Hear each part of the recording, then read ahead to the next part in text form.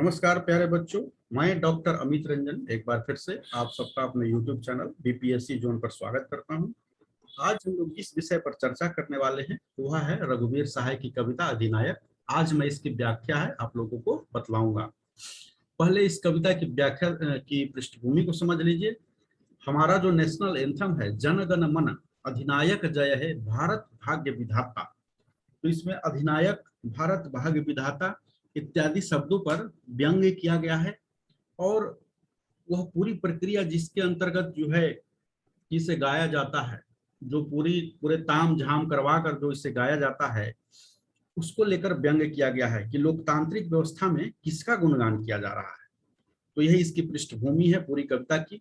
तो आइए शुरू करते हैं कि राष्ट्रगीत में भला कौन वह भारत भाग्य विधाता है, फटा सुथन्ना पहने जिसके गुण हर चरना गाता है।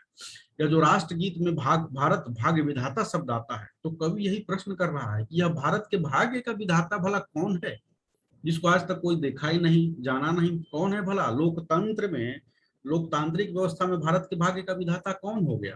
कायदे से तो लोग होने चाहिए। तो वही पूछ रहा है कि राष्ट्रगीत में भला कौन वह भारत भाग्य विधाता है। हमारा जो राष्ट्रगीत है उसमें भारत के भाग्य का विधाता कौन है? यह शब्द आता है जिसका गुण जो है फटे हुए कपड़े पहनकर हरचरना गा रहा है। सुथन्ना का मतलब क्या होता है? ढीला ढाला हाफ पैंट होता है। तो यह हरचरना क्या है? यह एक प्रतीक है। यह हरचरना कोई भी व्यक्ति हो सकता है। तो हरचरना जो जिसका गुण गा रहा है, भारत भाग्य विधाता जिसे बतला रहा है, लोकतांत्रिक व्यवस्था में जिसका गुणगान किया जा रहा है, वह भारत भाग्य विधाता भला कौन है? कवि यहाँ प्रश्न भी कर रहा है कि लोकतांत्रिक व्यवस्था में किसका गुणगान किया जा रहा है। आगे कवि कहता है, मखमल टमटम बल्लम तुरही पगड़ी छत्र चवर के साथ तोप छुड़ाकर ढोल बजाकर जय जय कौन कराता है। कवि कह रहा है कि वह जो भारत का भाग्य विधाता, जब जनगण मन हम लोग गाते हैं और विशेष रूप से 26 जनवरी 15 अगस्त के अवसर पर, तो जो यह सुनते हैं या जो सलामी लेते हैं, तो देखिए उनकी वेशभूषा कैसी होती है। वह मखमल के वस्त्र धारण किए हुए है और टमटम पर सवारी कर रहा है, टमटम पर चल रहा है। और उसके आसपास क्या है? बल्लम और तुरही जैसे राजसी प्रतीक हैं। बल्लम मतलब भाला जैसा एक अस्त्र होता है, और तुरही जो होता था तुर्यनाद करने के लिए, यानी युद्ध की घोषणा करने वाला एक वाद्य होता था। तो मखमल का वस्त्र पहने हुए और टमटम पर चल रहे, और उसके आसपास क्या है कि बल्लम और तुरही जैसे राजसी प्रतीक है।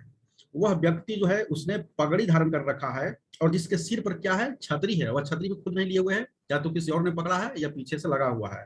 तो जिसके सिर पर छतरी है और जिसके आगे पीछे लोग चंवर डुलाने वाले हैं, यानी कि पूरा का पूरा वह व्यक्ति जो यह गाना सुन रहा है, जिसके लिए यह गाया जा रहा है भारत भाग्य विधाता जनगण मन, उसकी पूरी की पूरी वेशभूषा, पूरा जो उसका हुलिया है क्या है? वह राजसी है। वह राजा के समान व्यवहार कर रहा है, जबकि उसको लोकतंत्र आ गया है, लेकिन वह व्यवहार कैसा कर रहा है? राजा के समान। देखिए उसने मखमली वस्त्र पहने हैं, ठीक है, इसमें कोई नहीं अमीर लोग पहन सकता है, लेकिन पूरी की पूरी जो भाव भंगिमा बनाई जा रही है, टमटम बल्लम तुरही, ये सब क्या है? राजसी प्रतीक हैं। पगड़ी धारण करना, छत्र सर पर होना। छत्र किसके ऊपर होता था? राजा के छत्र होता था सर के ऊपर। और राजा, आप लोग कई सारे सीरियल वगैरह में भी देखे होंगे, चंवर डुलाया जाता था राजा के, दोनों ओर से दासियां डुलाया करती थी। आज भी वही उसके चारों दोनों तरफ चंवर डुलाया जा रहा है, यानी कि हवा दिया जा रहा है, पंखा किया जा रहा है।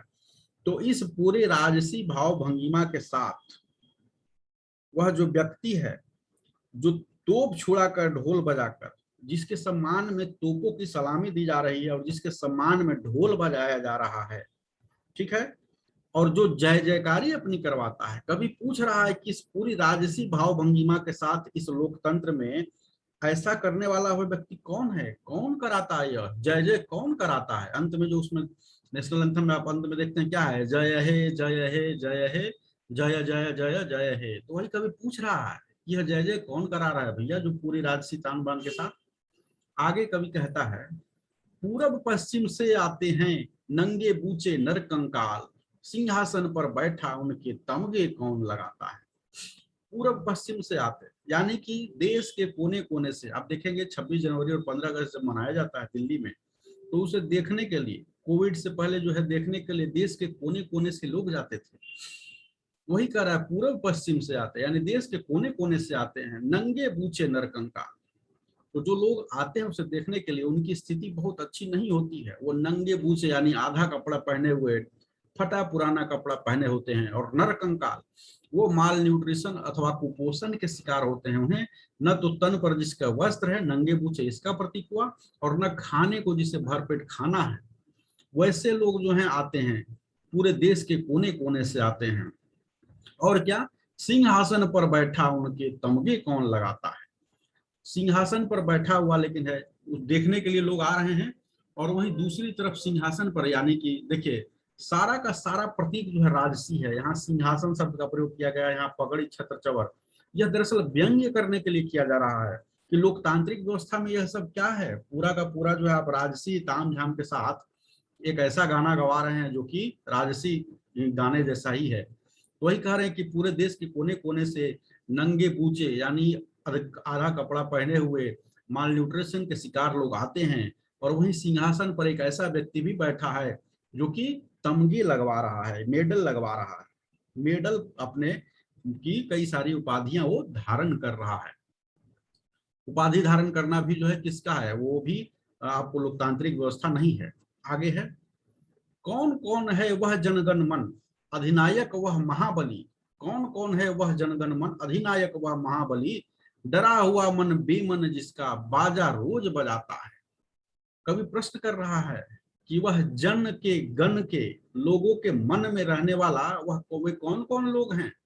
अधिनायक जो है ना, जन गण मन अधिनायक जय है, तो जन के गण के लोगों के मन में रहने वाला वह अधिनायक कौन है, वे कौन लोग हैं।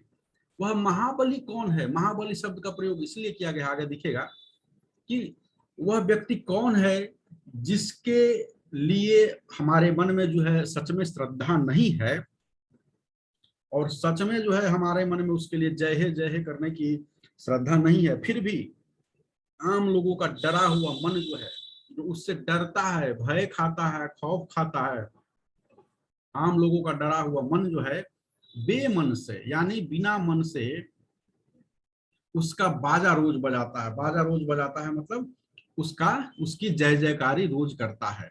तो वे कौन से लोग हैं जो कि वे कौन से अधिनायक लोग हैं जिनके डर से आम जनता जो है, जिनके मन में उनके प्रति सच्ची श्रद्धा न होने के बावजूद आम जनता जो है डर के मारे जो है उनकी जयकारी बाजा रोज बजाता है, यानी प्रतिदिन उनकी जयकारी करता है। वे कौन लोग हैं। यह दरअसल जो है भारत की लोकतंत्र पर व्यंग्य है। यह जो है एक तरह से लोकतांत्रिक व्यवस्था में जो गुणगान करने की परंपरा है उस पर व्यंग्य है। वह नेताओं के ऊपर व्यंग्य है, भारत की जनता की स्थिति के ऊपर व्यंग्य है कि देखिए भारत की जनता की स्थिति क्या है कि अब भी वे नंगे बूचे हैं और नरकंकालों के समान है। ठीक है, इसमें कुछ शब्दों के अर्थ देख लीजिए। सुथन्ना क्या है, वही ढीला ढाला हाफ पैंट को कहते हैं सुथन्ना। उसके बाद यह सुथन्ना जो है क्या है, एक तरह से प्रतीक है, यानी कि यहाँ भी देखिए कि मतलब उसको ढंग से पहनने के लिए कपड़ा नहीं है, नसीब नहीं है, जो व्यक्ति जय है गा रहा है। हरचरना भी एक प्रतीक है, एक व्यक्ति विशेष का नाम न होकर यह हरचरना कोई भी हो सकता है, सामान्यीकरण किया गया है इसका। छत्र मतलब वही छतरी, चंवर मतलब वही जो हवा देने के लिए डुलाया जाता है, बल्लम भाला जैसा एक अस्त्र होता है, तुरही युद्ध की घोषणा करने वाला एक वाद्य होता है। तो इसका अर्थ यही है। अलंकार में आपको देख लीजिए, भारत भाग्य विधाता में भ भ वर्ण की आवृत्ति होने के कारण क्या है, आपको अनुप्रास अलंकार है। कौन कौन जो है यहाँ पे इसमें पुनरुक्ति प्रकाश है।